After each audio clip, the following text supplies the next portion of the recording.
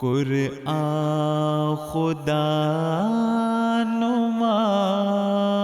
ہے، خدا کا کلام ہے، خدا کا کلام ہے، بے اس کے معرفت کا چمن نا تمام ہے، نا تمام ہے، نا تمام ہے۔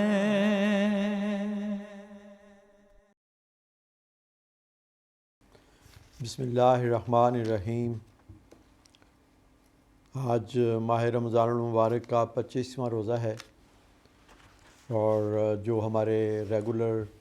ناظرین و سامعین ہیں وہ جانتے ہیں کہ اس پروگرام میں ہم روزانہ ایک پارے سے بعض منتخب آیات سے متعلق حضرت اقدس مسیح موعود علیہ السلام اور آپ کے خلفائے کرام کی تفاسیر میں سے بعض باتیں آپ کے سامنے وقت کی رعایت سے پیش کرتے ہیں۔ مقصد اس پروگرام کا یہ ہے کہ احباب جماعت کو بالخصوص اس طرف توجہ پیدا ہو کہ اس زمانے میں حضرت اقدس مسیح موعود علیہ السلام اور آپ کے خلفائے کرام نے جو قرآنی حقائق و معارف بیان فرمائے ہیں وہ ان کا مطالعہ کریں، ان سے آگاہ ہوں، اور قرآن کریم کی سچی اور حقیقی پاک اور نورانی تفاسیر سے اپنے قلوب و اذہان کو منور کریں، اور پھر ان قرآنی حقائق و معارف کو دوسروں تک پہنچانے کے لیے اپنا کردار ادا کریں۔ سورہ شورا جو ہے یہ 25ویں پارے میں آتی ہے، اور حضرت خلیفۃ المسیح رابع رحمہ اللہ نے اپنے اردو ترجمہ قرآن کریم میں ہر صورت سے پہلے اس کے مضامین کا مختصر سا تعارف بیان فرمایا ہے، اور پھر گاہے گاہے کہیں بعض آیات پر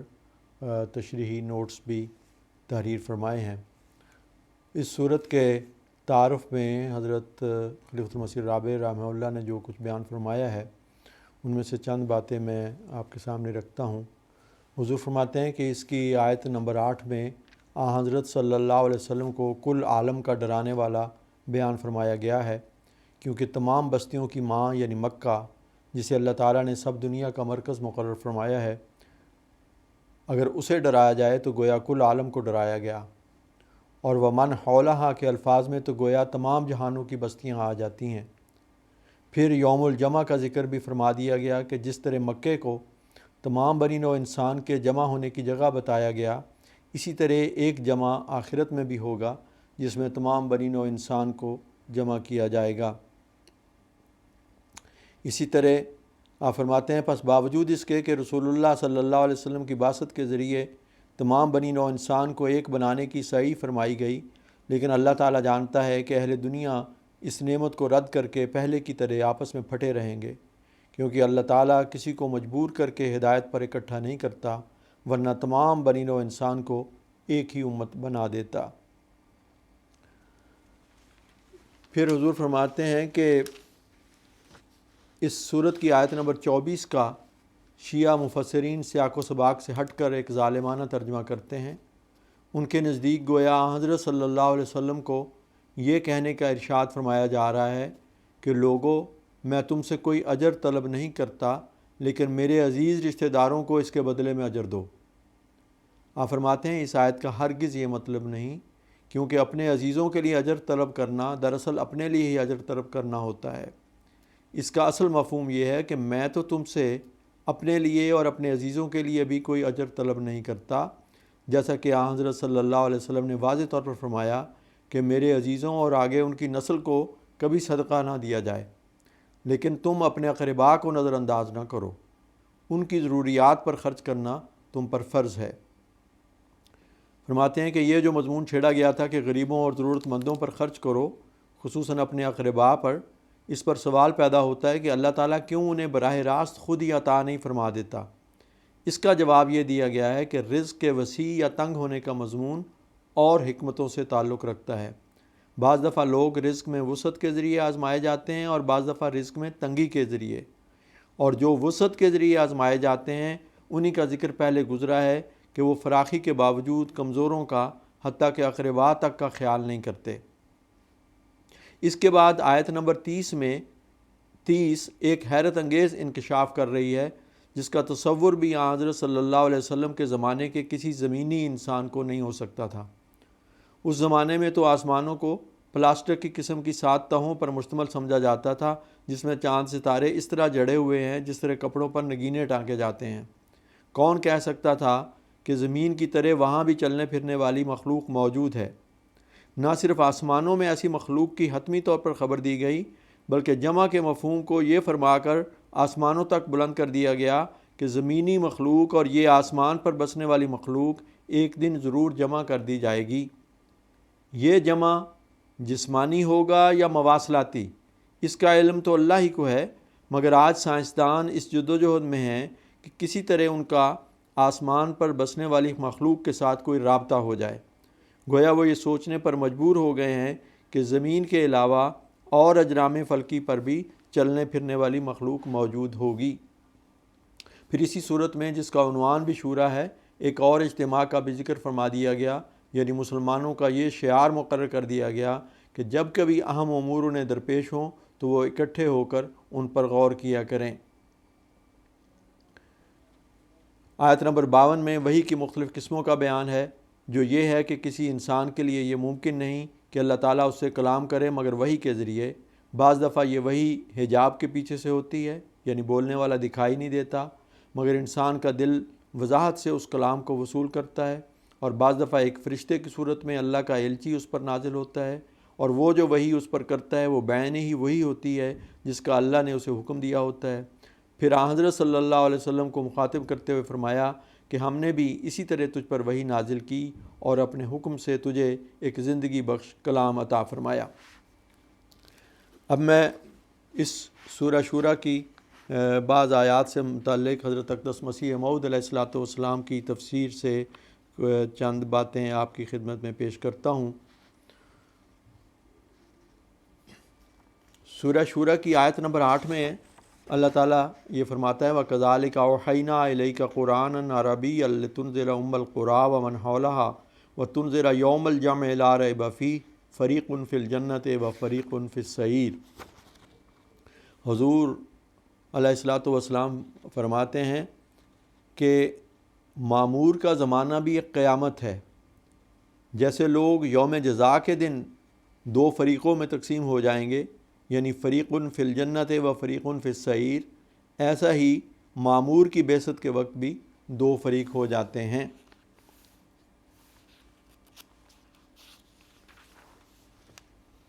اور آپ یہ فرماتے ہیں کہ یہ جو لتنذر ام القریٰ والی بات فرمائی ہے، آپ اس سے استنباط فرماتے ہیں کہ میرے پر کھولا گیا کہ آیت موصوفہ اور اشارات ملفوفہ عربی کے فضائل کی طرف ہدایت کرتی ہیں اور اس بات کی طرف اشارہ کرتی ہیں کہ وہ ام الالسنہ ہے، اور قرآن پہلی کتابوں کا یعنی اصل ہے، اور مکہ تمام زمینوں کا ہے۔ سو مجھے اس آیت کی روشنی نے طرح طرح کے فہم اور درایت کی طرف کھینچا، اور مجھے یہ بھید سمجھ آ گیا کہ قرآن کیوں عربی زبان میں نازل ہوا، اور حضرت صلی اللہ علیہ وسلم پر جو نبوت ختم ہوئی اس میں بھید کیا ہے۔ پھر میرے پر اور آیتیں ظاہر ہوئیں اور بعض نے بعض کی متواتر مدد کی، یہاں تک کہ میرے خدا نے حق الیقین تک مجھے کھینچ لیا اور یقین کرنے والوں میں مجھے داخل کیا، اور میرے پر ظاہر ہو گیا کہ قرآن ہی پہلی کتابوں کی ماں ہے، اور ایسا ہی عربی تمام زبانوں کی ماں اور خدا تعالیٰ کی طرف سے ہے، اور باقی زبانیں اس کے بیٹے بیٹیوں کی طرح ہیں۔ حضرت اقدس مسیح موعود علیہ الصلوۃ والسلام نے قرآنی آیات سے استنباط فرماتے ہوئے، جیسا کہ اس جگہ بھی ذکر فرمایا ہے، اپنی تصنیف منن الرحمن میں بڑی تفصیل سے اس مضمون پر روشنی ڈالی ہے کہ عربی زبان ام الالسنہ ہے، اور قرآن کریم ہے گویا کہ تمام کتابوں کی، اور اسی طرح مکہ مکرمہ کے متعلق اللہ تعالیٰ نے ام القریٰ فرمایا ہے۔ تو حضور علیہ الصلوۃ والسلام یہ فرماتے ہیں کہ خدا تعالیٰ نے قرآن شریف کے کئی مقامات میں اس بات کی طرف اشارہ کیا ہے کہ زبانوں کی ماں اور خدا کی وحی صرف عربی ہے، اور اسی واسطے اس نے مکہ کا نام مکہ اور ام القرا رکھا، کیونکہ لوگوں نے اس سے ہدایت اور زبان کا دودھ پیا۔ بس یہ اس بات کی طرف اشارہ ہے کہ صرف عربی زبان ہی نطق اور عقل کی منبع ہے۔ بس خدا تعالیٰ کے اس قول میں فکر کر کہ یہ قرآن عربی ہے، تا تو مکہ کو کہ جو تمام آبادیوں کی ماں ہے ڈراوے، اور اس میں اس شخص کے لیے نشان ہے جو خدا سے ڈرے اور حق کو ڈھونڈے اور انکار نہ کرے اور کنارہ کش لوگوں کا پیرو نہ ہو۔ تو یہ اس زمانے میں حضرت مسیح موعود علیہ الصلوۃ والسلام نے سب سے پہلے یہ بات پیش فرمائی کہ عربی زبان ام الالسنہ ہے۔ بعد میں ہمارے جماعت کے ایک نہایت بزرگ حضرت شیخ محمد احمد صاحب مظہر نے بڑی تفصیل سے تحقیق کر کے بہت سی زبانوں کے جو ہیں ان کے جو روٹس ہیں وہ نکال کے اور بتایا کہ وہ سب عربی زبان سے ہی نکلتے ہیں، اور عربی زبان ام الالسنہ ہے۔ پھر سورہ شورا کی آیت 12 میں اللہ تعالیٰ یہ فرماتا ہے فاطر السماوات والارض جعل لکم من انفسکم ازواجا ومن الانعام ازواجا یزرعکم فیہ لیس کمثلہ شیء وہو السمیع البصیر۔ حضرت خلیفۃ المسیح رابع رحمہ اللہ اس پر فرماتے ہیں کہ حضور صلی اللہ علیہ وسلم کے زمانے میں جانوروں کے جوڑا جوڑا ہونے کا تو علم تھا، اور درختوں میں سے بعض کے جوڑا جوڑا ہونے کا علم تھا، مگر یہ علم نہیں تھا کہ ہر چیز کو اللہ تعالیٰ نے جوڑا جوڑا پیدا فرمایا ہے۔ فی زمانہ تو یہ ثابت ہو چکا ہے کہ مادے کا ہر ذرہ بھی جوڑا جوڑا ہے۔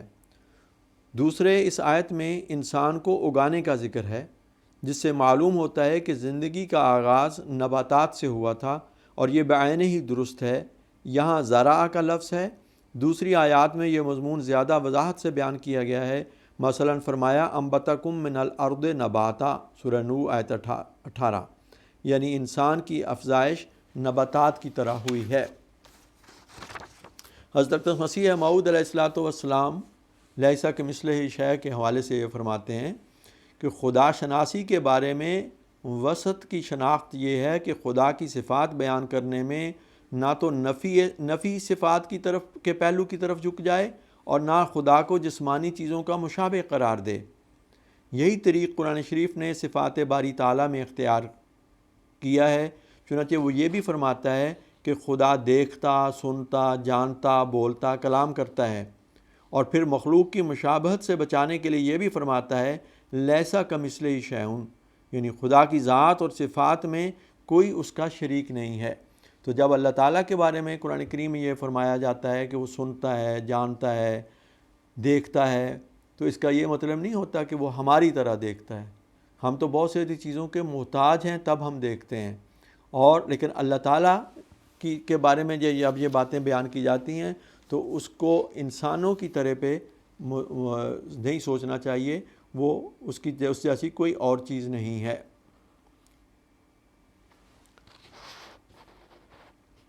سورہ شورا کی آیت 26 میں اللہ تعالیٰ یہ فرماتا ہے وَهُوَ الَّذِي يَقْبَلُ التَّوْبَةَ عَنْ عِبَادِهِ وَيَعْفُو عَنِ السَّيِّئَاتِ وَيَعْلَمُ مَا تَفْعَلُونَ۔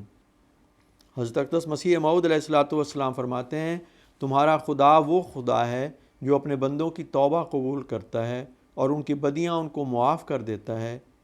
فرماتے ہیں کسی کو یہ دھوکہ نہ لگے کہ قرآن شریف میں یہ آیت بھی ہے وَمَن يَعْمَلْ مِثْقَالَ ذَرَّةٍ شَرًّا يَرَهُ، یعنی جو شخص ایک ذرہ بھی شرارت کرے گا وہ اس کی سزا پائے گا۔ بس یاد رہے کہ اس میں اور دوسری آیات میں کچھ تناقض نہیں، کیونکہ اس شر سے وہ شر مراد ہے جس پر انسان اصرار کرے اور اس کے ارتکاب سے باز نہ آوے اور توبہ نہ کرے۔ اسی غرض سے اس جگہ شر کا لفظ استعمال کیا ہے، نہ ذنب کا، تا معلوم ہو کہ اس جگہ کوئی شرارت کا فعل مراد ہے جس سے شریر آدمی باز آنا نہیں چاہتا۔ ورنہ سارا قرآن شریف اس بارے میں بھرا پڑا ہے کہ ندامت اور توبہ اور ترک اصرار اور استغفار سے گناہ بخشے جاتے ہیں، بلکہ خدا تعالیٰ توبہ کرنے والوں سے پیار کرتا ہے۔ تو یہ جو بظاہر ایک مضمون میں ٹکراؤ نظر آتا ہے کہ وہاں تو اللہ تعالیٰ فرماتا ہے کہ جس نے چھوٹی سی بھی کوئی شرارت کی ہوگی، ذرہ بھر بھی شر ہوگا تو اس کو دیکھ لے گا، اور یہاں اللہ تعالیٰ فرماتا ہے کہ اللہ تعالیٰ معاف کر دیتا ہے توبہ کرنے والوں کو۔ تو حضور فرماتے ہیں کہ وہ ایسے شر ہے جس پر شرارت کرنے والا اصرار کرتا ہے اور توبہ کی طرف نہیں آتا، آخر وقت تک اس پر قائم رہتا ہے، تو وہ پھر ضرور اس کا بد انجام دیکھے گا۔ اسلام نے یہ بتایا ہے کہ جس طرح اس دنیا میں اللہ تعالیٰ جو ہے اس وقت جب لوگ بظاہر قحط کی کیفیت ہو جاتی ہے، بارش سے مایوس ہو جاتے ہیں، تو اللہ تعالیٰ بارش کو اتارتا ہے، اپنی رحمت کو نازل فرماتا ہے۔ اسی طرح روحانی نظام میں بھی ہوتا ہے، جب روحانی طور پر بدیاں برائیاں بہت پھیل جاتی ہیں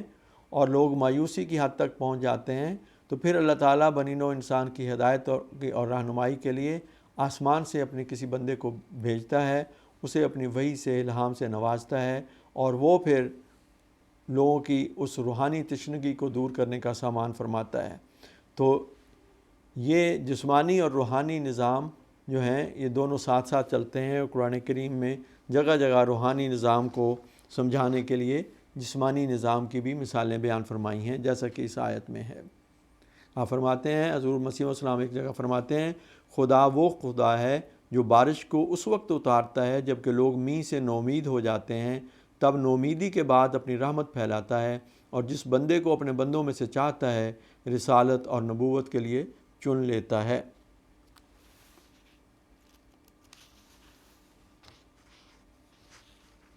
سورہ شورى کی آیت 41 میں اللہ تعالیٰ فرماتا ہے، وَجَزَاءُ سَيِّئَةٍ سَيِّئَةٌ مِثْلُهَا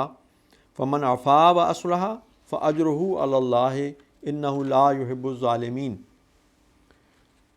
یعنی بدی کی جزا اسی قدر بدی ہے جو کی گئی ہو،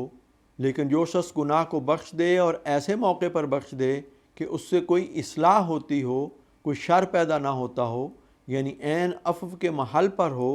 نہ غیر محل پر، تو اس کا وہ بدلہ پائے گا۔ حضرت اقدس مسیح موعود علیہ السلام نے اس آیت کے حوالے سے مختلف مواقع پر بڑی تفصیل سے روشنی ڈالی ہے، اس کے مختلف پہلوؤں کو مثالوں سے بھی ظاہر فرمایا ہے، اور قرآن مجید کی تعلیم کی افضلیت کو بیان فرمایا ہے کہ قرآن کریم وسط کی تعلیم دیتا ہے، مجرم کو سزا بھی دینی چاہیے، لیکن اگر کسی جگہ معاف کرنے سے اصلاح ہوتی ہو تو معافی کی بھی تعلیم ہے۔ تو اس پر حضور نے قرآن کریم کا اور سابقہ جو شریعت ہے، بائبل ہے، تورات ہے، انجیل ہے، اس کا بھی موازنہ فرمایا ہے اور قرآنی تعلیم کی افضلیت کو ظاہر فرمایا ہے۔ حضور علیہ السلام فرماتے ہیں، اس آیت سے ظاہر ہے کہ قرآنی تعلیم یہ نہیں کہ خواہ ہر جگہ شر کا مقابلہ نہ کیا جائے اور شریروں اور ظالموں کو سزا نہ دی جائے، بلکہ یہ تعلیم ہے کہ دیکھنا چاہیے کہ وہ محل اور موقع گناہ بخشنے کا ہے یا سزا دینے کا۔ پس مجرم کے حق میں اور نیز عامہ خلائق کے حق میں جو کچھ فی الواقع بہتر ہو وہی صورت اختیار کی جائے۔ بعض وقت ایک مجرم گناہ بخشنے سے توبہ کرتا ہے اور بعض وقت ایک مجرم گناہ بخشنے سے اور بھی دلیر ہو جاتا ہے۔ پس خدا تعالیٰ فرماتا ہے کہ اندھوں کی طرح گناہ بخشنے کی عادت مت ڈالو، بلکہ غور سے دیکھ لیا کرو کہ حقیقی نیکی کس بات میں ہے، آیا بخشنے میں یا سزا دینے میں۔ بس جو امر محل اور موقع کے مناسب ہو وہی کرو۔ تو بائبل کے ساتھ اور بائبل کی تعلیم کے ساتھ موازنہ کرتے ہوئے، جس میں یہاں یہ کہا گیا کہ دانت کے بدلے دانت اور آنکھ کے بدلے آنکھ، حضور فرماتے ہیں کہ یہاں پہ قرآن شریف میں ایک جگہ تو ہے کہ دانت کے بدلے دانت، آنکھ کے بدلے آنکھ، یہ تو تفصیل ہے، اور دوسری جگہ یہ اجمالی عبارت ہے کہ جزاء سیئۃ سیئۃ مثلھا۔ بس جب ہم غور کرتے ہیں تو ہمیں معلوم ہوتا ہے کہ یہ اجمالی عبارت توسیع قانون کے لیے بیان فرمائی گئی ہے، کیونکہ بعض صورتیں ایسی ہیں کہ ان میں یہ قانون جاری نہیں ہو سکتا۔ مثلا ایک شخص کسی کا دانت توڑے کہ اس کے منہ میں دانت نہیں، اور بباعث کبر سنی یا کسی اور سبب سے اس کے دانت نکل گئے ہوں، تو دندان شکنی کی سزا میں ہم اس کا دانت توڑ نہیں سکتے، کیونکہ اس کے تو منہ میں دانت ہی نہیں۔ ایسا ہی اگر ایک اندھا کسی کی آنکھ پھوڑ دے تو ہم اس کی آنکھ نہیں پھوڑ سکتے، کیونکہ اس کی تو آنکھیں ہی نہیں۔ خلاصہ مطلب یہ ہے کہ قرآن شریف نے ایسی صورتوں کو احکام میں داخل کرنے کے لیے اس قسم کے قواعد کلیہ بیان فرمائے ہیں۔ بس اس کے احکام اور قوانین پر کیوں کر اعتراض ہو سکے، اور اس نے صرف یہی نہیں کہا بلکہ ایسے قواعد کلیہ بیان فرما کر ہر ایک کو اجتہاد اور استخراج اور استنباط کی ترغیب دی ہے۔ بہت ہی جامع ایک ارشاد ہے جس کی روشنی میں جو مختلف قوانین بنانے والے ہیں ان کے لیے اس میں رہنمائی موجود ہے۔ جیسا کہ میں نے عرض کیا، بڑی تفصیل سے حضور علیہ الصلوۃ والسلام نے اس کا ذکر فرمایا ہے اور کئی صفحات پر پھیلا ہوا یہ مضمون ہے۔ چند باتیں آپ کے سامنے رکھ دی ہیں۔ آیت 52 میں اللہ تعالیٰ نے وحی کا مضمون بیان فرمایا ہے کہ اللہ تعالیٰ اپنے بندوں سے کس طرح کلام کرتا ہے۔ اس پر بھی حضرت مسیح موعود علیہ الصلوۃ والسلام نے بڑی تفصیل سے روشنی ڈالی ہے کہ اور نہایت ہی عارفانہ روشنی ہے۔ آپ خود وحی اور الہام کا تجربہ تھا آپ نے بتایا ہے کہ وحی اور الہام کیا ہے، اس کی کیفیت کیا ہوتی ہے، وحی اور کشف میں کیا فرق ہے، رویا اور کشف میں کیا فرق ہے، پھر مومن اور کافر کی رویا میں کیا فرق ہے، کس قسم کی وحی اب جاری ہے اور کس قسم کی وحی بند ہے، پھر سچے الہام کی کیا علامات ہوتی ہیں۔ یہ سارا مضمون حضرت اقدس مسیح موعود علیہ الصلوۃ والسلام نے بڑی تفصیل سے بیان فرمایا ہے، اور یہ اس لیے میں پھر عرض کروں گا کہ یہ پڑھنے سے چیزیں تعلق رکھتی ہیں، انہوں پڑھیے، ان پر غور کیجئے اور پھر ان کو سمجھیں تو پھر معلوم ہوگا کہ وحی اور کیا چیز ہے، وحی اور الہام میں کیا کوئی فرق ہے یا نہیں ہے، کشف اور رویا کا کیا مقام اور مرتبہ ہے، اس کا کیا فرق ہوتا ہے، کس قسم کی وحی اس وقت جاری ہے۔ حضور فرماتے ہیں کہ بعض خوابیں جو ہیں، سچی رویا جو ہیں، وہ بدکار اور فاسق کو بھی آ جاتی ہیں اور کبھی کبھی الہام بھی ہو جاتا ہے۔ تو جب کہ کافر اور مومن دونوں کو سچی رویا آ جاتی ہے تو پھر سوال یہ ہے کہ ان دونوں میں کیا فرق ہے۔ آپ فرماتے ہیں عظیم الشان فرق تو یہ ہے کہ کافر کی رویا بہت کم سچی نکلتی ہے اور مومن کی کثرت سے سچی نکلتی ہے۔ گویا پہلا فرق کثرت اور قلت کا ہے۔ دوسرے، مومن کے لیے بشارت کا حصہ زیادہ ہے جو کافر کی رویا میں نہیں ہوتا۔ سوم مومن کی رویا مصفہ اور روشن ہوتی ہے، بحالے کہ کافر کی رویا مصفہ نہیں ہوتی۔ چہارم مومن کی رویا اعلیٰ درجہ کی ہوگی۔ اسی طرح حضور نے الہام کے لحاظ سے بھی فرق جو ہے اس کے کہ سچے اور جھوٹے ملہم کے الہامات کا کس طرح کیا امتیاز ہے، کس طرح پتہ چلے گا، اس کے بارے میں بڑی تفصیل سے روشنی ڈالی ہے۔ اس کو یہ ممکن نہیں ہے کہ اس سارے مضمون کو یہاں پہ چھیڑا جائے، لیکن آپ حضرت اقدس مسیح موعود علیہ الصلوۃ والسلام کی تفسیر کا مطالعہ کیجئے تو آپ کو یہ مضمون بڑی وضاحت کے ساتھ وہاں پہ مل جائے گا۔ آپ جس صورت یا جس آیت کی تفسیر جاننا چاہیں، جماعت کی ویب سائٹ پر یہ کتب موجود ہیں اور وہاں پہ یہ سہولت موجود ہے کہ آپ اس آیت کا انتخاب کریں جس کی آپ تفسیر جاننا چاہتے ہیں، پھر تفاسیر میں جائیں اور حضرت اقدس مسیح موعود علیہ الصلوۃ والسلام اور خلفائے کرام کی جو تفاسیر وہاں پہ موجود ہیں ان کا آپ انتخاب کیجئے اور وہاں سے آپ اس تفسیر کو پڑھ سکتے ہیں۔ اور اسی طرح اگر جو درس کی صورت میں دستیاب ہیں وہاں پہ تو وہ درس کی صورت میں آپ ان کو سن بھی سکتے ہیں۔ پھر سورہ زخرف ہے، اس کی آیت 32-33 میں اللہ تعالیٰ یہ فرماتا ہے،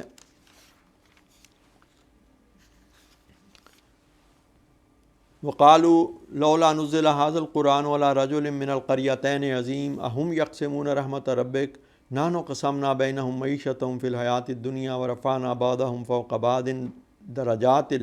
لِيَتَّخِذَ بَعْضُهُمْ بَعْضًا سُخْرِيًّا وَرَحْمَةُ رَبِّكَ خَيْرٌ مِّمَّا يَجْمَعُونَ۔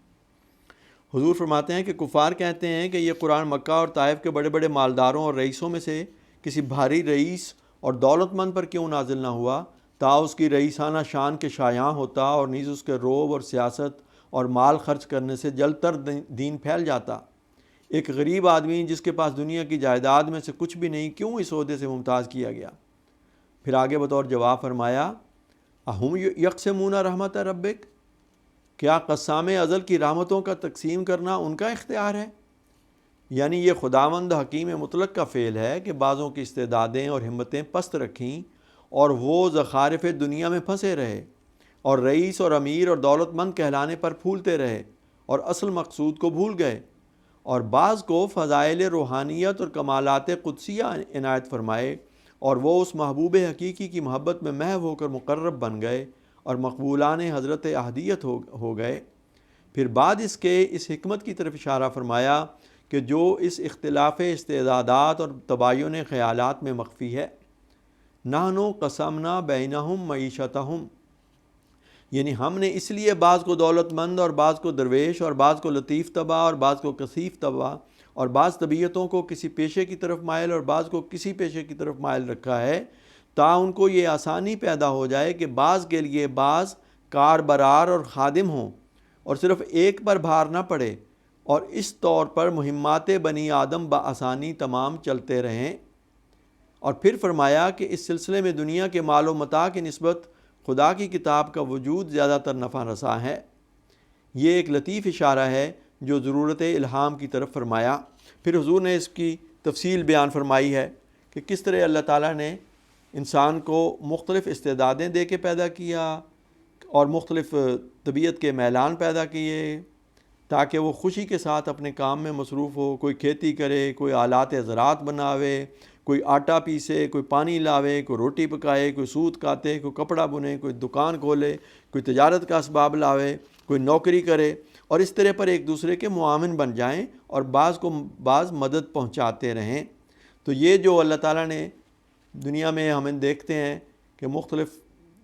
پیشے ہیں، مختلف طبقات ہیں، مختلف